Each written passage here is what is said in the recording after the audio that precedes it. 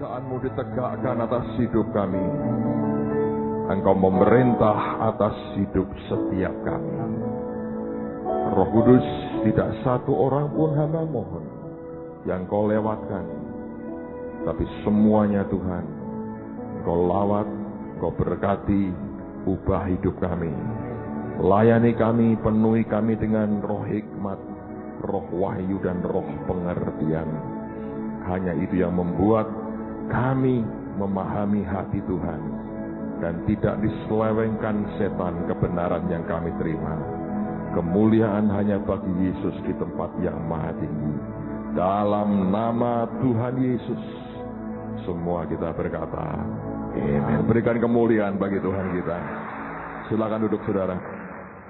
Sebelum kita belajar firman Tuhan pada sore hari ini, panitia NPC, National Prayer Conference, meminta kita untuk memutarakan cuplikan rekaman informasi tentang NPC, dan saya percaya akan jadi berkat buat kita. Dalam beberapa menit kita akan lihat dulu tayangan ini, setelah itu kita akan belajar firman Tuhan sama-sama. Silahkan bantu doa. Morris Surlo akan di Jakarta tanggal 7, 8, 9 April.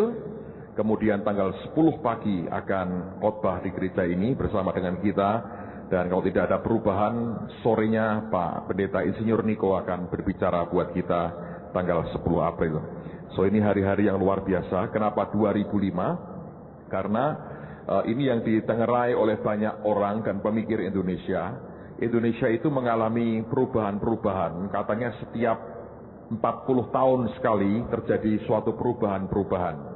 Dan itu diteliti dalam sejarah, itu akan terjadi perubahan-perubahan besar setiap 40 tahun sekali.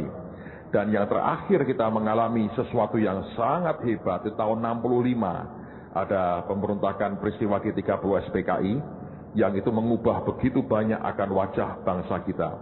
Dan mereka melihat bahwa tahun 2005 ini bisa jadi merupakan suatu awal dari perubahan besar yang akan dialami oleh bangsa kita.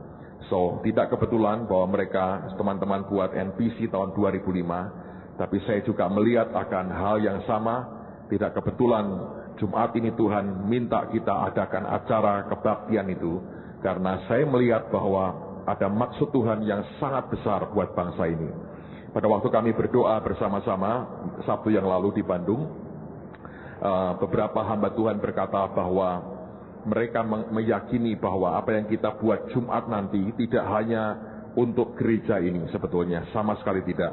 Tapi itu merupakan simbolis mewakili akan bangsa, dan sejak hari itu kita akan percaya Tuhan akan melakukan sesuatu yang luar biasa atas bangsa ini. Alam roh akan terjadi perubahan-perubahan yang sangat signifikan, dan selalu akan terjadi, datanglah kerajaan-Mu di bumi seperti di surga. Jadi surga alam roh terjadi dulu, baru kemudian di bumi akan mengikutinya.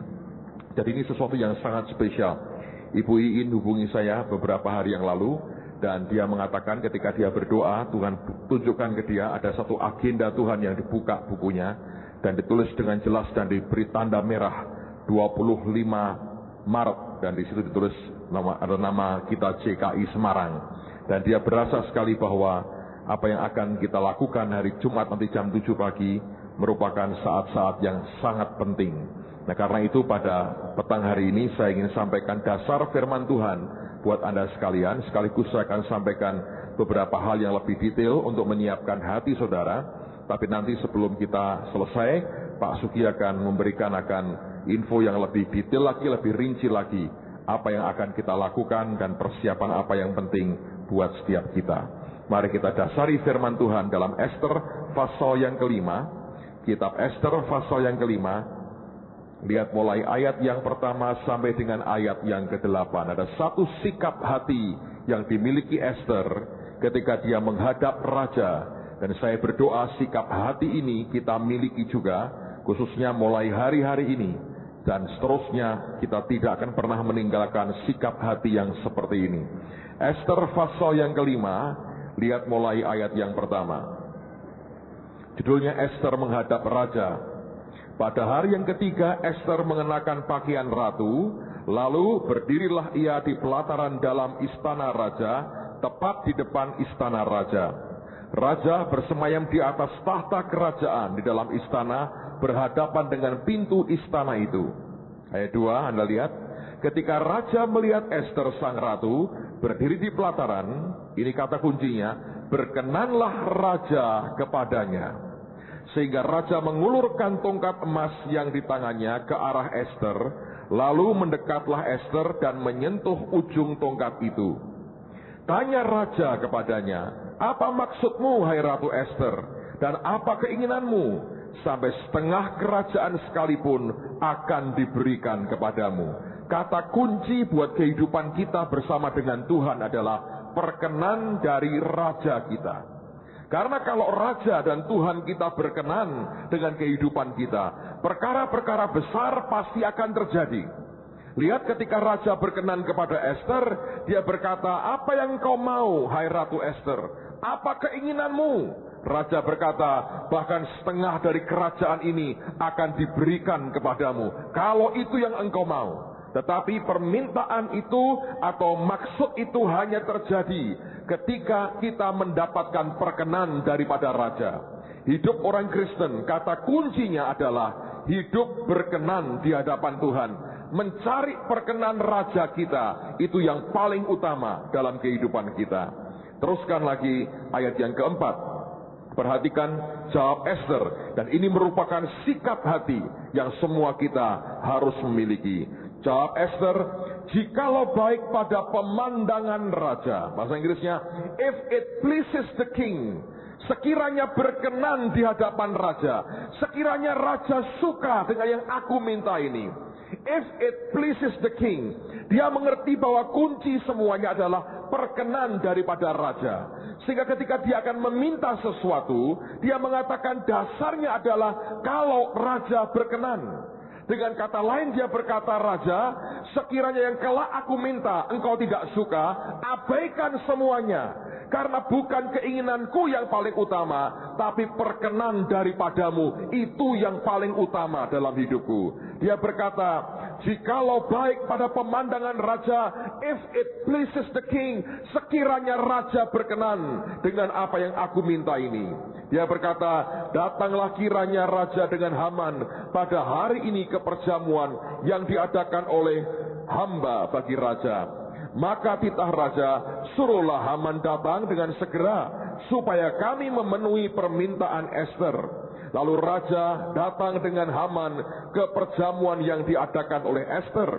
Sementara minum anggur, bertanyalah raja kepada Ester, apakah permintaanmu? Niscaya akan dikabulkan. Dan apakah keinginanmu? Sampai setengah kerajaan sekalipun akan dipenuhi. Nah, saya akan berikan backgroundnya.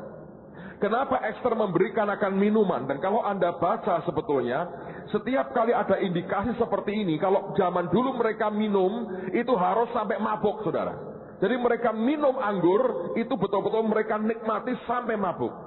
Dan mengapa Ester mengadakan perjamuan bagi raja? Anda harus mengerti akan konteks budaya pada waktu itu di kerajaan Persia.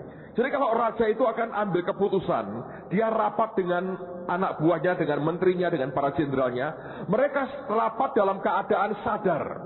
Nah, setelah mereka punya beberapa pilihan atas tindakan yang akan diambil, lalu biasanya mereka minum dulu. Itu bukan coffee break, saudara, tapi mereka minum memang. Mereka minum sampai mereka mabuk. Begitu mereka mabuk, baru mereka ambil keputusan. Nah, mengapa tunggu mabuk? Ini kepercayaan mereka. Mereka percaya orang yang mabuk dekat dengan roh para dewa. Kalau mereka dekat dengan dewa-dewa, keputusannya akan diamini oleh dewa-dewa mereka.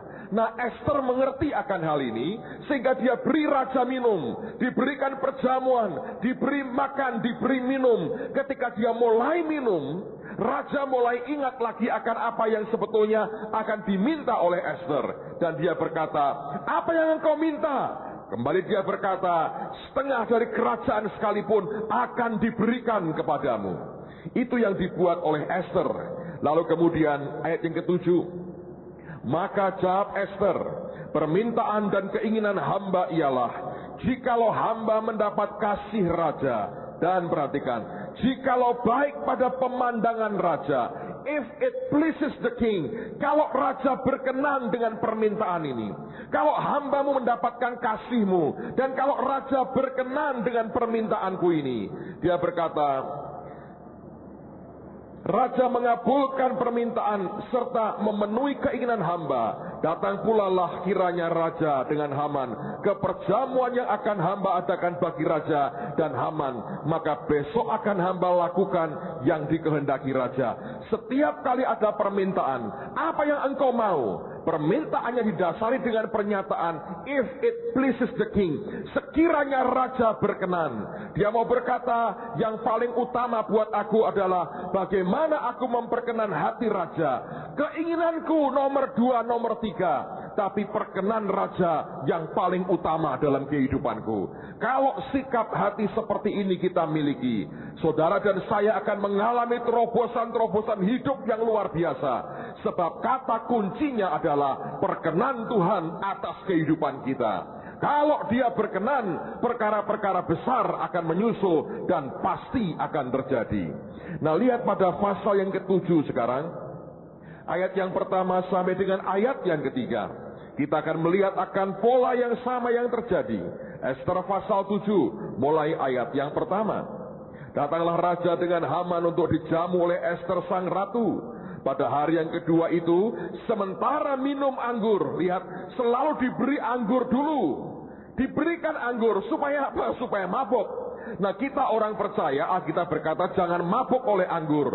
Tapi apa? Penuhlah dengan Roh Kudus. Jangan mabuk anggur. Anda berkata, oh raja itu minum anggur, jadi gua mau mabuk. Anda sedang merusak dirimu sendiri. Amen, saudara. Kita berkata jangan mabuk anggur, tapi hendaklah engkau penuh dengan Roh Kudus. Saya ulang lagi ayat 2. Pada hari yang kedua itu, sementara minum anggur, bertanyalah pula raja kepada Ester, apakah permintaanmu, hai Ratu Ester? Niscaya akan dikabulkan. Dan apakah keinginanmu? Sampai setengah kerajaan sekalipun akan dipenuhi. 3 kali raja berkata, sampai setengah kerajaan akan diberikan kepadamu. Lalu Anda perhatikan, inilah jawaban yang luar biasa. Maka jawab Ester sang ratu, ya raja, jikalau hamba mendapat kasih raja, dan jikalau baik pada pemandangan raja. Dia ulang lagi, if it pleases the king. Kalau raja berkenan, kalau ini yang membuat raja suka, kalau tidak, abaikan saja. Kerinduanku yang paling dalam membuat raja disenangkan. If it pleases the king, kalau ini berkenan di hadapan raja. Dia berkata, karuniakanlah kiranya kepada hamba nyawa hamba atas permintaan hamba, dan bangsa hamba atas keinginan hamba.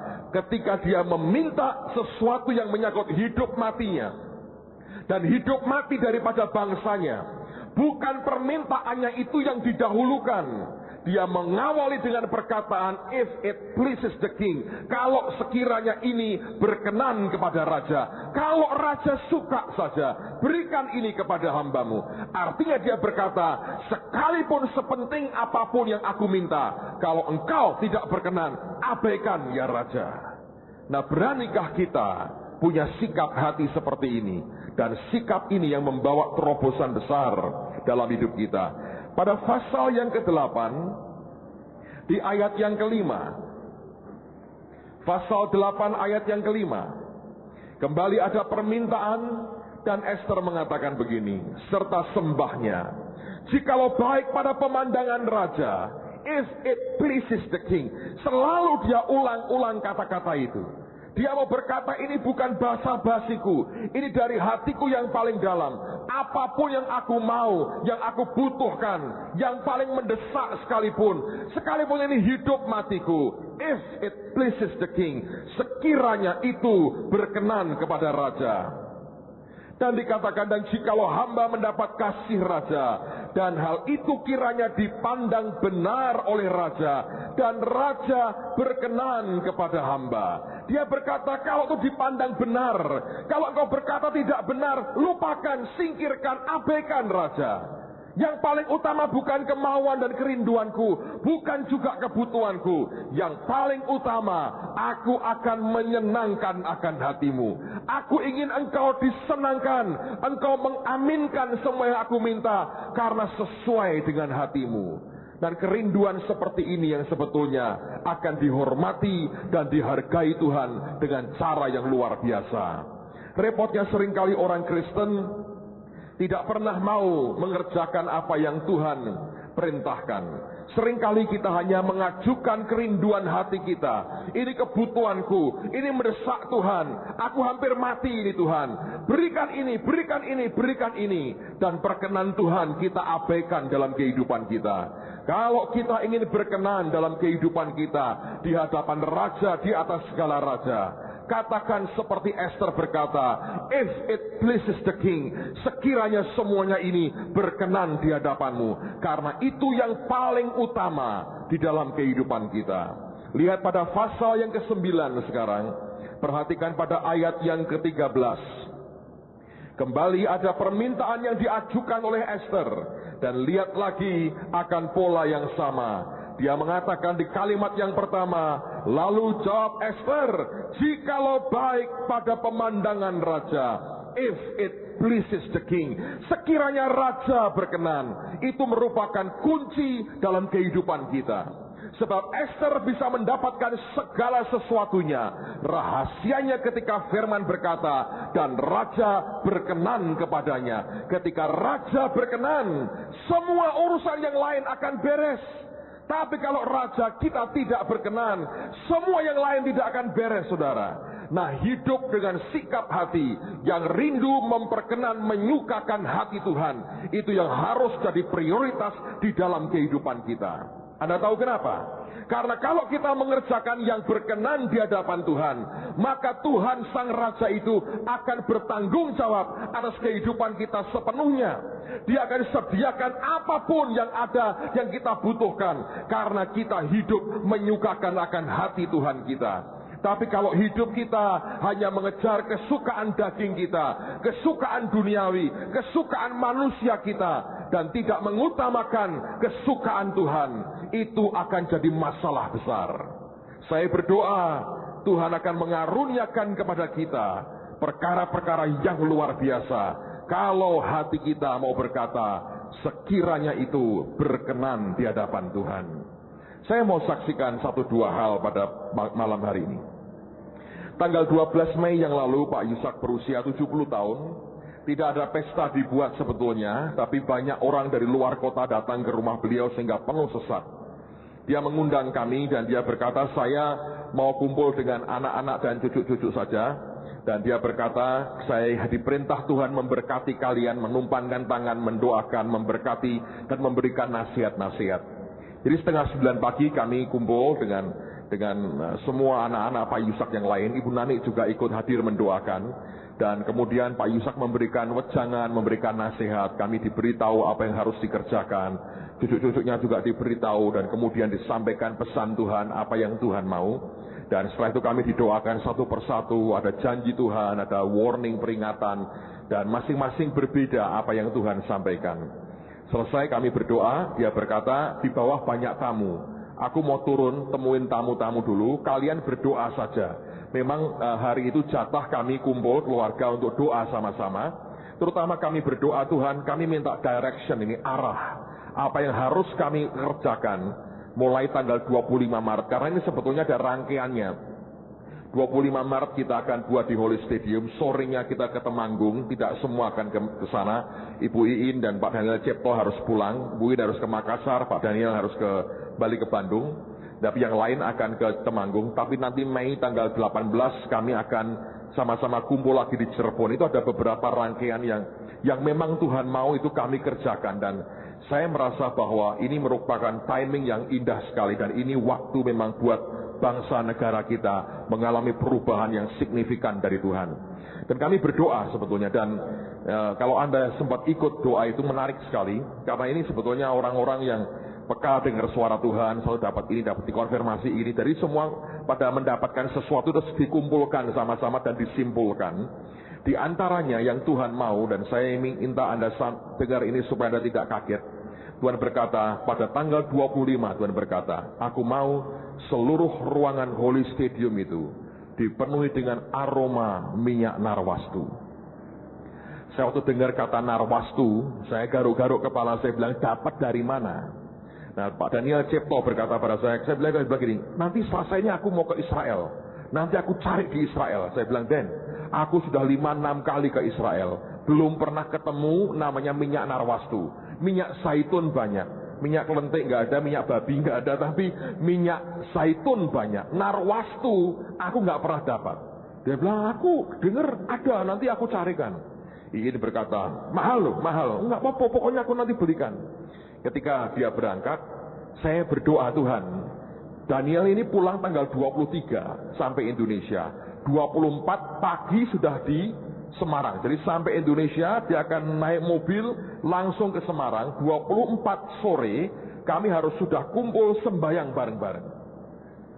Nah, rombongan lain kira-kira tengah hari baru tiba di Semarang, dan jam 5 sore kami harus kumpul untuk berdoa bersama-sama. Kalau sampai meleset nggak dapat narwastu, mau dikasih bauan apa? Atau parfum polo atau apa gitu kan nggak cocok, saudara, kan lain. Tuhan berkata narwastu. Saya berkata seumur hidup saya hanya dengar nama itu berulang-ulang di Alkitab, belum pernah mencium bau narwastu. Saya mau tanya, siapa yang pernah mencium bau minyak narwastu? Tolong angkat tangan. Enggak ada? Saya satu-satunya. Jumat kemarin, saudara, saya mencium narwastu, serasa dekat dengan Tuhan Yesus. Nah, kemudian saya ingat teman saya, beliau itu orang Semarang dan istrinya, dan pindah Jakarta, ada usaha, diberkati Tuhan. Mereka sangat diberkati, dan beliau ini yang membuat minyak urapan. Kalau Anda cek di toko buku mungkin masih ada. Itu dia baca di Alkitab bahan minyak urapan apa, dia cari bahannya, dia import dari berbagai negara, terus dia olah kemudian jadi minyak urapan. Dan itu baunya tajam dan hangat di badan kalau Anda kena itu. Nah, saya ingat dia, saya berkata ini orang suka eksperimen dan dia pengetahuannya banyak. Terus saya telepon, saya bilang, Pak, saya ada masalah sedikit ini. Mungkin Bapak bisa tolong saya ceritakan apa yang Tuhan mau, apa yang dia mau kerjakan tanggal 25 Maret dan sebagainya. Dan saya berkata, saya butuh minyak narwastu. Saya khawatir Pak Daniel Cipto tidak akan dapat di Israel, dan waktunya sudah mepet. Kami tidak mungkin kelabaan dalam 1 hari mendapatkan minyak narwastu. Dan dia berkata, ini orang pengalaman banget soal-soal begitu. Dia berkata, Pak, saya juga belum pernah ketemu minyak narwastu. Saya mencoba pengen ngerti seperti apa baunya, semahal apa narwastu, sampai Tuhan sangat menghargai Maria. Tapi Yudas juga komentarnya tajamnya luar biasa. Dan dia berkata, coba Pak, saya akan coba bantu. Dia sampai bentuk tim, saudara. Dia cari narwastu, dia coba cari di Jakarta nggak ada. Dia akhirnya buka internet dan dia coba cari itu, dia pelajari lewat beberapa literatur.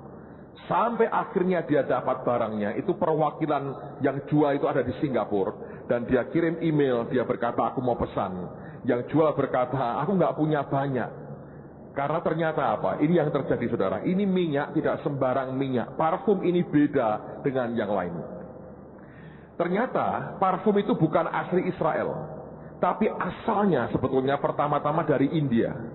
Dan parfum itu di seluruh dunia setahun hanya dihasilkan 100 kilo. Nah, bandingkan dengan ekstrak parfum yang lain.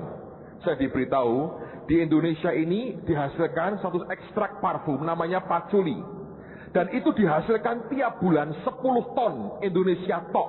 Belum negara lain. 4.000 diambil Australia, sisanya ke Eropa, terutama ke Perancis. Entah diolah jadi parfum apa, saya nggak tahu. Tapi Indonesia ini, hanya Indonesia tok itu menghasilkan 10 ton per bulan. Berarti kalau setahun Indonesia saja berapa? 120 ton. Itu ekstrak namanya patchouli. Nah, yang namanya narwastu seluruh dunia setahun itu hasilnya hanya 100 kilo. Ini barang langka sekali dan tidak bisa memenuhi permintaan dunia. Lalu kemudian ditanya harganya berapa. Saya kaget, saya diberitahu, saya dapat informasi harga emas sekarang per gram itu kira-kira 110.000 rupiah per gram kalau tidak salah. Harga narwastu per gram, saudara, 130.000 rupiah. Berarti per gramnya minyak ini lebih mahal dari harga emas. Nah, kalau emas Anda kenakan di cincin atau di kalung atau di anting-anting saudara, ketahuan ada wujudnya kan? Iya toh, Anda bisa simpan, mau Anda tidak suka Anda jual lagi, masih punya nilai. Tapi kalau parfum minyak dituangkan sekian menit, hilang itu saudara. Begitu hilang, tiap gramnya 130.000. Bayangin. Sehingga teman saya berkata, saya yakin Pak, Maria itu bawa cuma buli-buli pualam segini nih, bukan satu ember, satu jerigen, bukan, kecil begini. Itu dituangkan, dia berkata ketika dibuka itu baunya, aromanya nusuk dan keras sekali, bisa pusing kita. Dan ternyata dia mendapatkan 2 macam narwastu. Kenapa bisa beda? Yang satu berbau, ada bau bunganya, yang satu tanpa bau bunga. Dan dia teliti kenapa bisa 2 aroma yang berbeda. Ternyata tanah yang berbeda menghasilkan akan jenis pohon dan akar yang berbeda. Dan narwastu ini bukan dari bunga, tapi dari akar pohon itu. Dan rupanya dari jenis pohon yang sukar dibudidayakan secara banyak. Sehingga memang tumbuhnya di tempat tertentu dan langka. Dan ini yang membuat tidak bisa dihasilkan dalam jumlah banyak sejak zaman dulu. Dan sampai sekarang di dunia ini, setahun hanya dihasilkan 100 kilo narwastu. Dan teman saya berkata beberapa hari kemudian, sudah di tangan saya Pak, narwastu murni, dia berkata. Tapi karena terlalu tajam baunya, takutnya nanti kalau terlalu ekstraknya dan habis duit banyak sekali Anda masuk pingsan semua karena nggak kuat pusingnya. Dia berkata saya mesti campur supaya aromanya saya lembutkan. Dan dia bilang aku pilih yang mana. Dia berdoa, dia mengerti, aku mesti campur ini supaya 2 aroma ini nyampur. Dan nanti dia bahkan berkata, aku akan atur begitu rupa. Hari Jumat pagi kemarin, dia telepon Pak Sugi, dia berkata, aku diperintah Tuhan ke Semarang. Dia terbang ke Semarang, dia bawa alat untuk mengeluarkan aromanya. Dia bawa sampelnya, botolnya. Dia berkata, Pak, ini yang namanya narwastu. Untuk pertama kali dalam hidup saya cium narwastu dan terasa dekat dengan Tuhan Yesus itu, saudara. Nah, saya mau beritahu saudara, saya belajar, saya berkata Tuhan, Engkau Tuhan yang luar biasa. Bayangin, dia minta sesuatu yang kalau dipikir sebetulnya, bagaimana mendapatkannya. Tapi Tuhan selalu punya cara untuk menyediakan apapun yang dia mau. Kalau sikap hati kita berkata, if it pleases the king, sekiranya ini berkenan kepada raja, kalau itu kerinduan hati kita, perkenan raja akan turun dalam hidup kita. Dan apapun yang dia perintahkan kepada hidup kita, Tuhan akan menyediakan dengan cara yang luar biasa. Amen saudara. Saya belajar banyak hal yang tidak mungkin, tapi Tuhan buat jadi mungkin. Kalau kita bertujuan, aku ingin menyenangkan hati raja. Tanggal 25 nanti, malam harinya jam 8 malam, sekaligus saya mau sampaikan buat saudara, dengan mujizat sekali, film The Passion of Christ. Itu akan diputar di Trans TV jam 8 malam sampai jam 10 malam. Ini tidak semua negara bisa putar saudara. Dan tapi ini kerja keras dari banyak teman-teman di Jakarta, para pengusaha hamba-hamba Tuhan.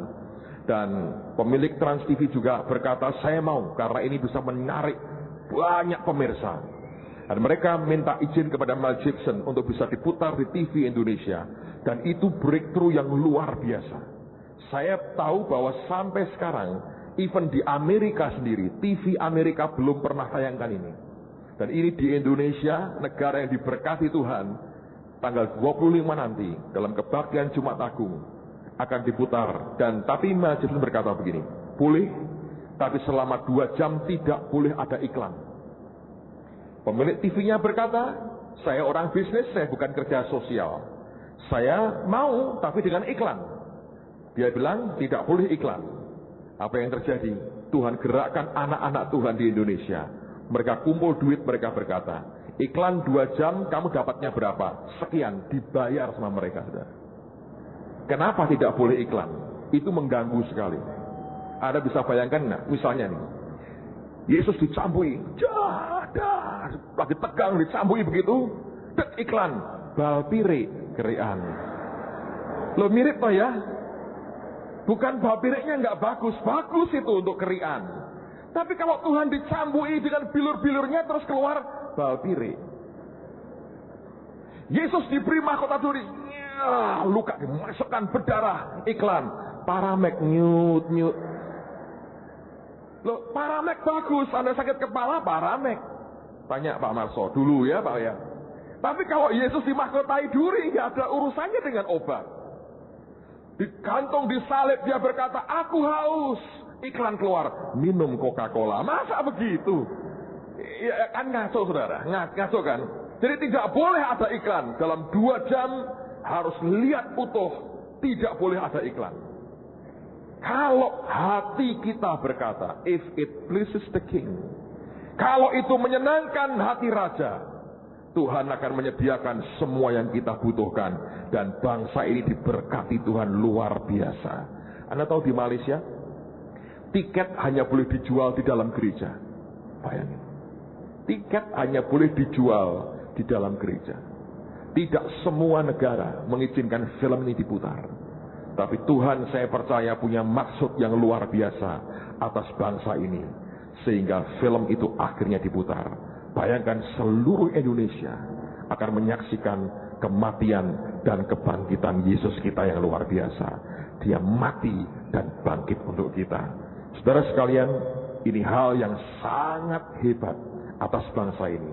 Saya punya pengharapan yang besar bahwa Tuhan akan mengerjakan perkara-perkara yang luar biasa. Mulai saat ini dan seterusnya, apapun kerinduan hatimu, katakan saja, if it pleases the king. Sekiranya ini berkenan di hadapan Tuhan dan Raja kita. Nanti pada waktu Anda datang, Coliseum akan dibuka sejak jam 5 pagi, karena Pak Ardian dan tim musik akan mulai nyembah Tuhan jam 5 pagi. Sementara Anda masih bangun tidur atau sedang tidur, mereka sudah menyembah. Biarkanlah aku menyembah. Itu jadi kehidupan mereka. So mereka akan berkorban jam 5 pagi, akan mempersiapkan segala sesuatunya. Anda akan terima satu paket seperti ini. Di antaranya Anda akan terima tempat perjamuan, roti dan anggur sudah ditaruh di sini. Tolong anak-anak jangan ambil, tapi hanya untuk orang dewasa saja. Dan Anda boleh nikmati tubuh dan darah Kristus. Nanti pada bagian akhir kita akan adakan perjamuan kudus. Saudara akan terima selendang seperti ini, kain dengan tulisan nama-nama Tuhan. Dan itu saya sudah tuliskan di warta jemaat di bagian depan. Anda akan mendapatkan tulisan dan masing-masing berbeda. Saudara tidak bisa memilih. Tapi saya berkata, jangan berkata yang saya dapatkan itu berarti itulah jatah saya. Tidak. Tuhan berikan 7-7-nya semua buat kita. Dan saudara kita Pak Sutantio buat dengan model yang bagus sekali. Ini tidak kacangan, tidak murahan. Ini bukan jimat juga. Terus Anda bawa kemana-mana sebagai jimat, salah. Anda bawa pulang sebagai hiasan di tembok Anda, ditempelkan sebelah benderanya Manchester United juga tidak kalah keren. MU maksud saya, Jehovah Shammah, ada segala macam itu.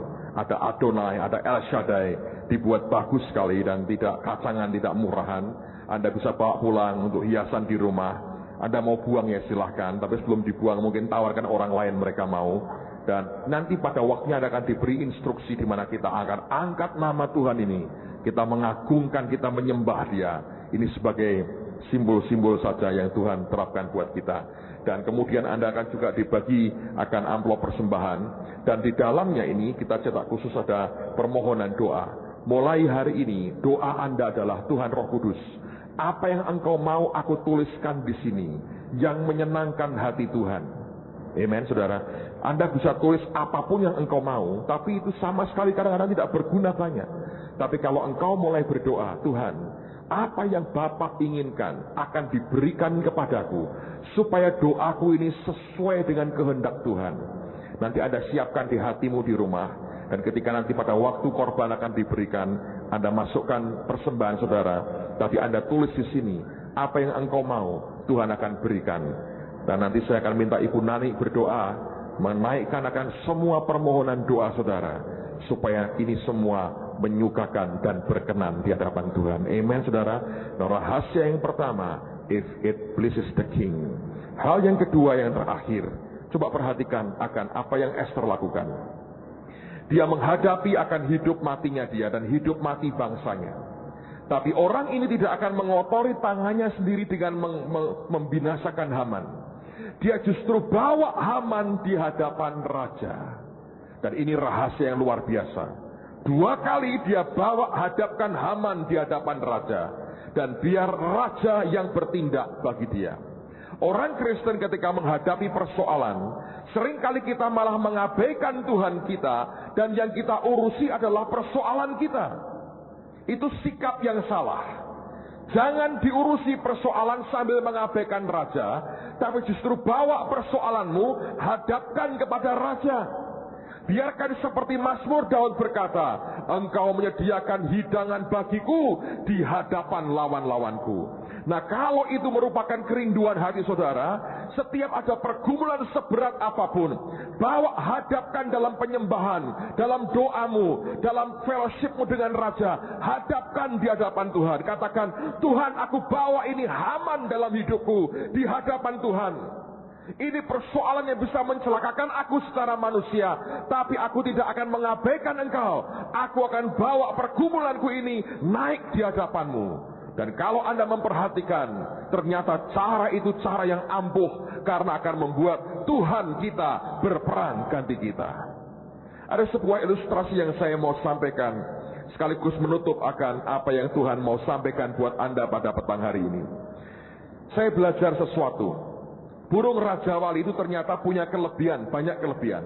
Di antaranya kelebihannya adalah, dia punya selaput yang bisa melindungi akan biji matanya dari sengatan terik matahari.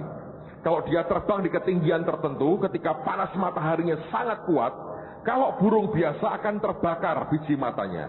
Tapi Raja Wali punya selaput yang menutupi akan biji matanya, sehingga tidak terbakar dengan sengatan matahari.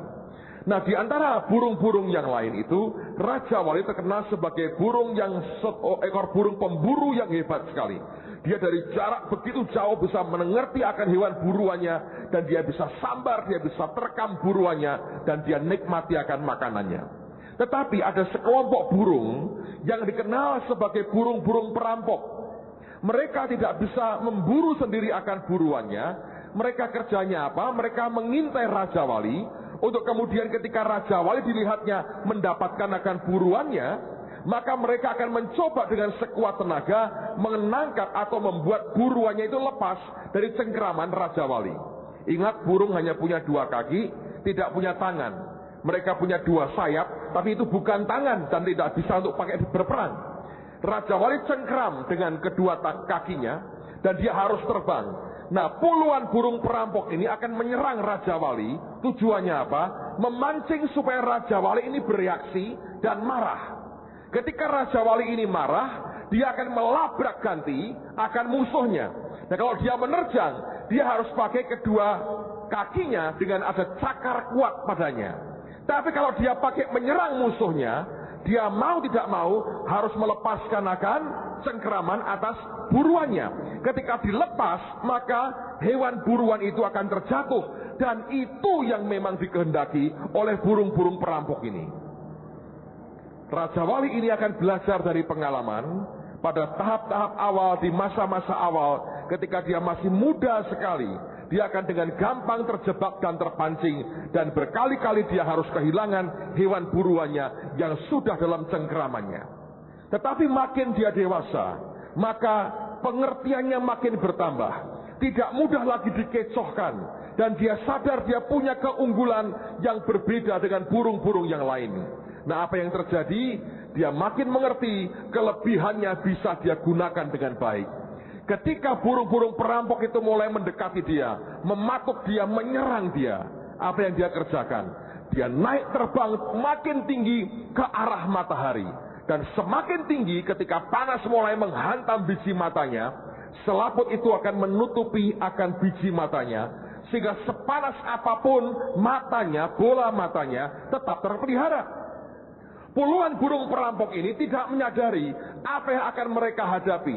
Mereka berpikir Raja Wali sudah kalah, kejar terus sampai dia menyerah. Mereka terus mengikut dari belakang. Mereka coba mengejar Raja Wali dan dibawa terbang naik ke arah matahari. Dan pada ketinggian tertentu mereka tidak sadar, sinar dan panas matahari itu mulai menghantam mereka dan bola mata mereka mulai terbakar. Dan tiba-tiba mereka buta. Dalam keadaan buta mereka panik. Dalam keadaan panik itulah satu persatu terjatuh ke bawah dan akhirnya mereka mati. Raja Wali terus naik setinggi mungkin sampai dilihatnya tidak ada satu ekor pun dari para perompak itu yang mengikuti dia. Dan kemudian dia turun kembali ke sarangnya menikmati akan buruannya. Apa yang dia kerjakan? Dia tidak perlu berperang. Dia bawa lawan-lawannya ke arah matahari. Dengan Tuhan hal yang sama seharusnya terjadi.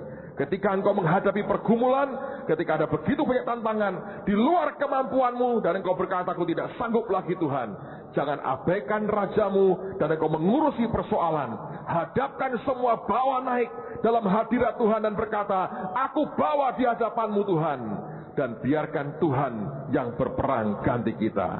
Saya mau sampaikan buat saudara, kalau ini merupakan kerinduan hati kita, tanggal 25 nanti kita akan banyak menyembah Tuhan. Hadapkan semua hidupmu, hadapkan semua pergumulanmu. Katakan Tuhan, biar engkau yang berperang ganti aku. Ingat, Tuhan sedang dan akan segera mengubah nasib kita lebih baik dan lebih indah dari sebelumnya. Kalau kita hanya punya sikap seperti penjahat di sampingnya berkata, Yesus ingatlah aku ketika kelak engkau datang sebagai Raja. Sikap merendah seperti itu saja membuat anugerah Tuhan turun. Dari seorang penjahat yang neraka sudah terbuka begitu lebar, tiba-tiba neraka dikatupkan dan dia dipindahkan ke Firdaus pada hari yang sama. Amen saudara. Saya berdoa dalam beberapa hari ini Tuhan akan menyiapkan hati kita dan membuat kita ready bertemu dengan Raja di atas segala raja. Dan percayalah, hidup kita tidak akan sama lagi. Bangsa ini akan segera mengalami perubahan karena Tuhan akan melawat kita dengan cara yang sangat dahsyat. Tutup Alkitab saudara dan mari berdiri bersama-sama.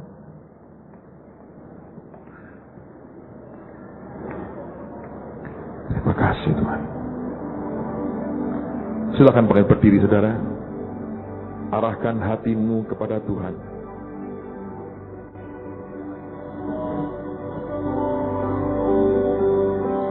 Mari angkat tangan di hadapan Tuhan.